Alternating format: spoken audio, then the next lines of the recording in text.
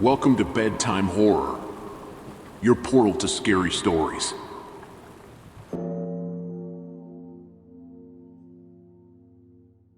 Back when I worked at the mental hospital, we had our fair share of challenging patients.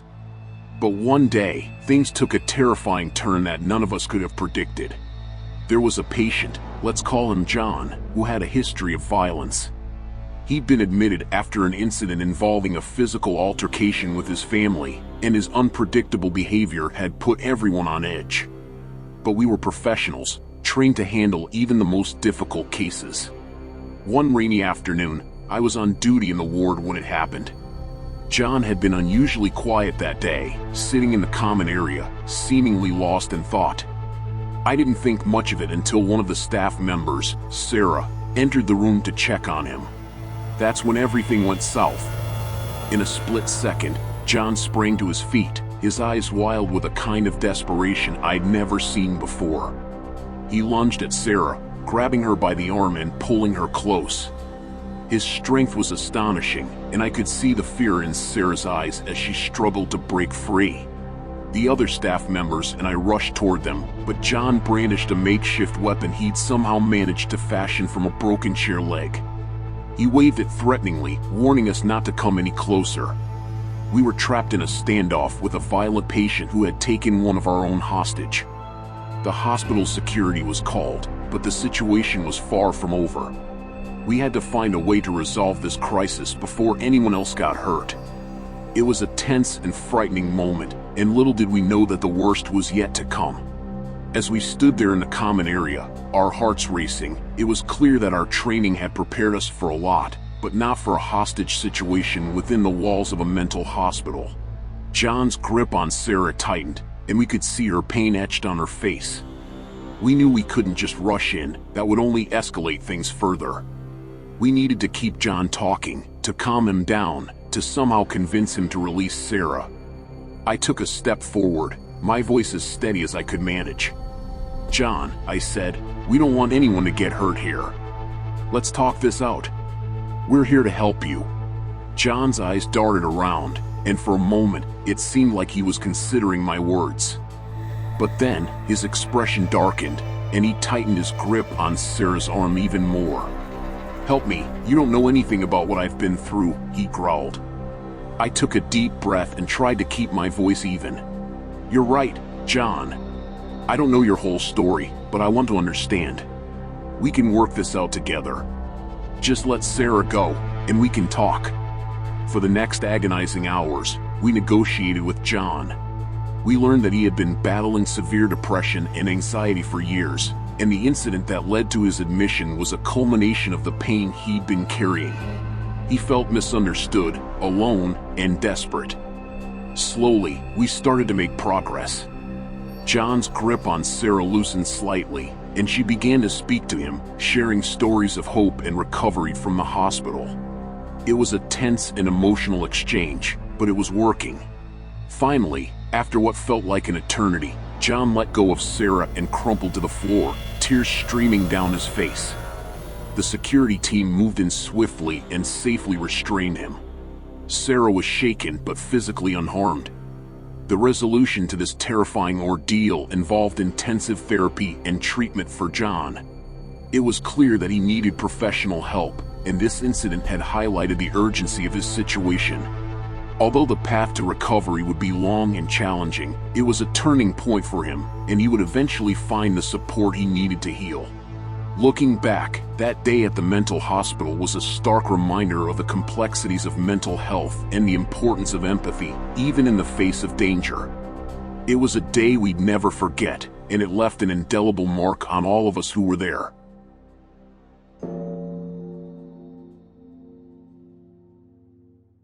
As a nurse at Greenfield Mental Hospital, I had seen my fair share of unusual behaviors. After all, this place was meant for those struggling with their mental health. But there was one patient, John, whose actions left a lasting impression on my memory. John had been admitted to our ward a few months ago.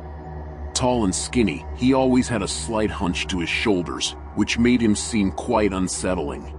His most peculiar habit, however, was his eerie silence and penchant for observing his roommates. It began innocently enough. John would sit on his bed, his eyes fixed on his roommate across the room, and scribble notes in a small tattered notebook.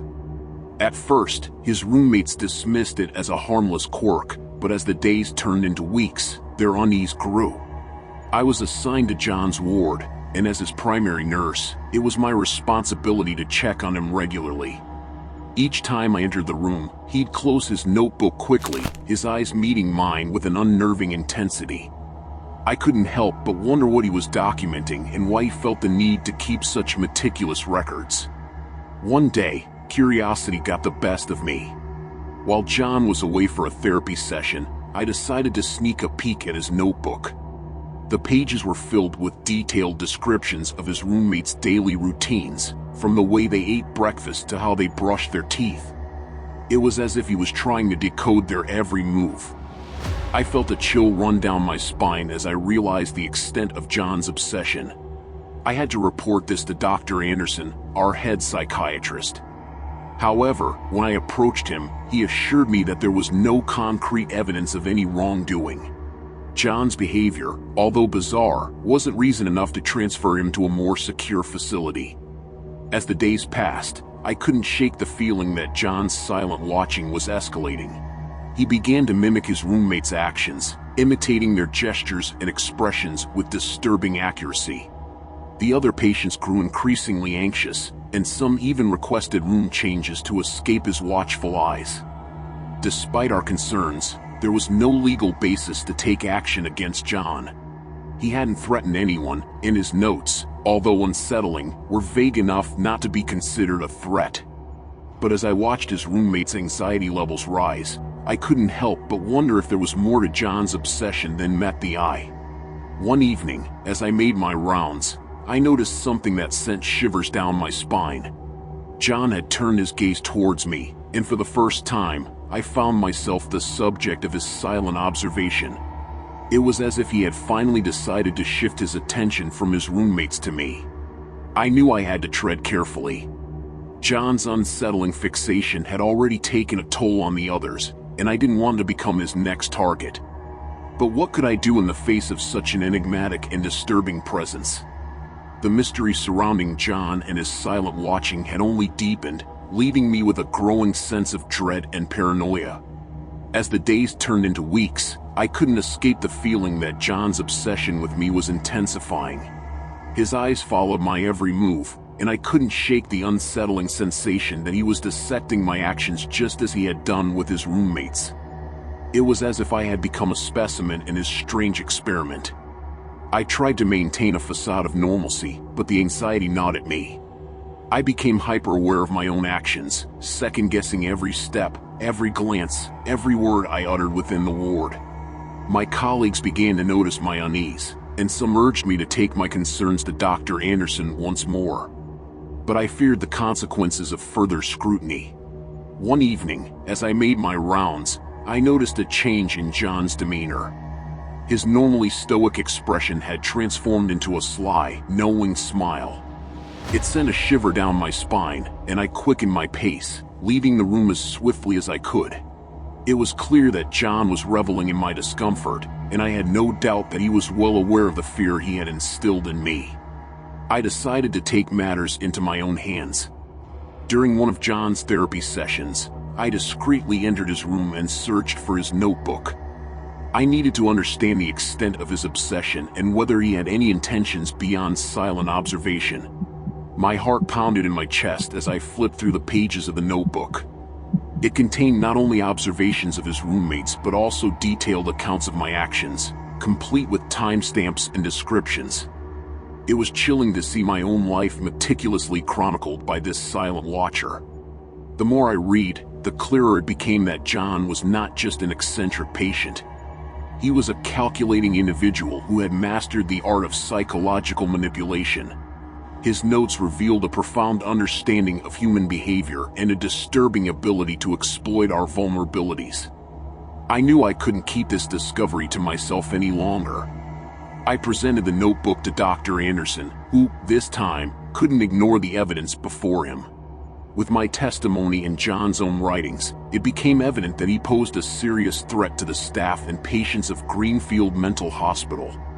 John was transferred to a more secure facility where he could receive the specialized treatment he needed. But even as he left our ward, I couldn't shake the feeling that his silent watching had left an indelible mark on me and the others who had crossed his path. I learned a valuable lesson during my time at Greenfield, a lesson about the depths of human obsession and the darkness that can lurk within even the quietest of individuals. John's silent watching had been a chilling experience, one that would haunt my memories long after he had gone.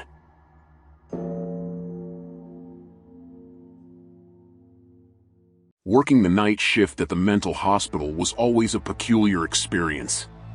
The place had an eerie stillness that descended with the darkness, punctuated only by the occasional muffled sounds of patients or the soft footsteps of the night staff. I was accustomed to the unusual occurrences that could happen here, but one night, events took a turn toward the downright bizarre. It all began with a missing fork. Now, on the surface, you might think, a fork? What's the big deal? But in a place like this, where even the smallest deviation from routine can raise alarm, it was a cause for concern. The kitchen staff noticed it first, and as the night nurse, I became involved in the search. We combed through the kitchen, checked the trash, and even asked the patients if they'd seen anything unusual. But no one had any answers. The fork had simply vanished. It was strange, no doubt, but we hoped it was just an isolated incident. However, the weirdness continued. The following night, one of the patients reported a journal missing. It was one of those leather-bound ones patients often used for writing, drawing, or just documenting their thoughts.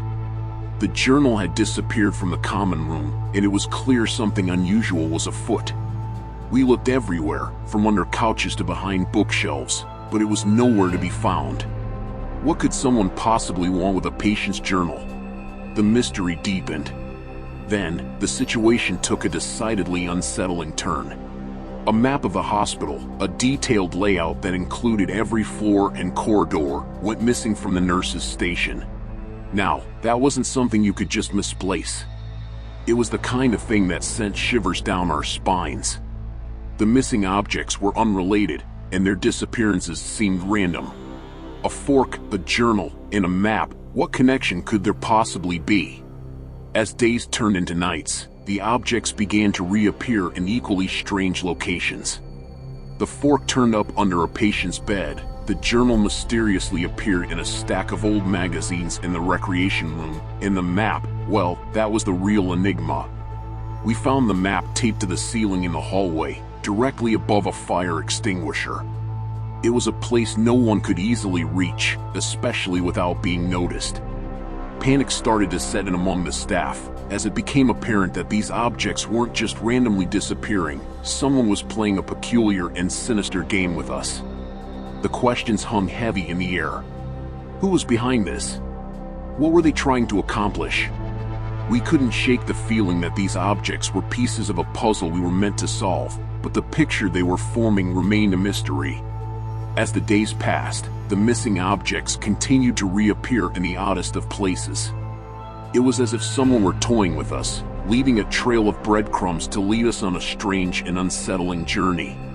The fork under the patient's bed, the journal in the magazine stack, and that enigmatic map taped to the ceiling, they were all pieces of a puzzle, but the final image eluded us.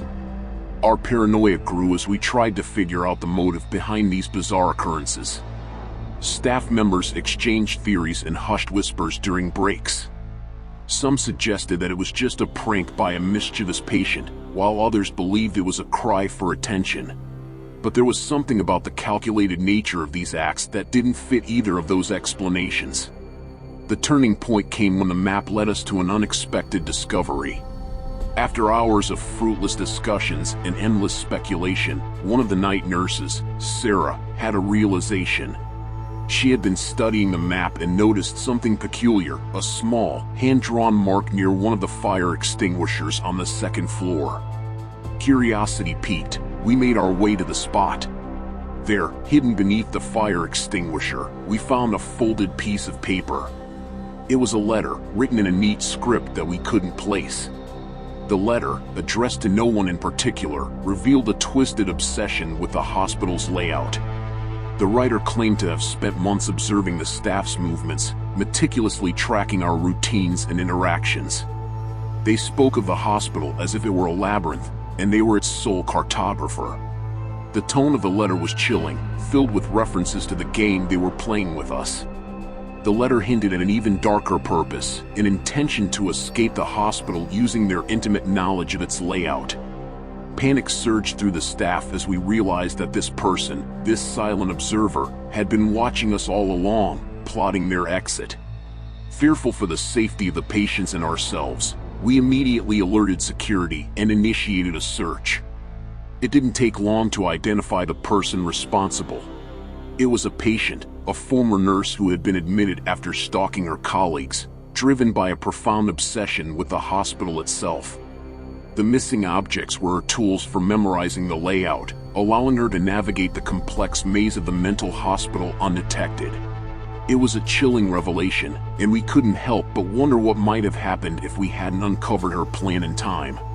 The patient was placed in isolation, and additional security measures were implemented to prevent any further attempts at escape. The objects that had gone missing were returned to their rightful places, but the unease lingered among the staff.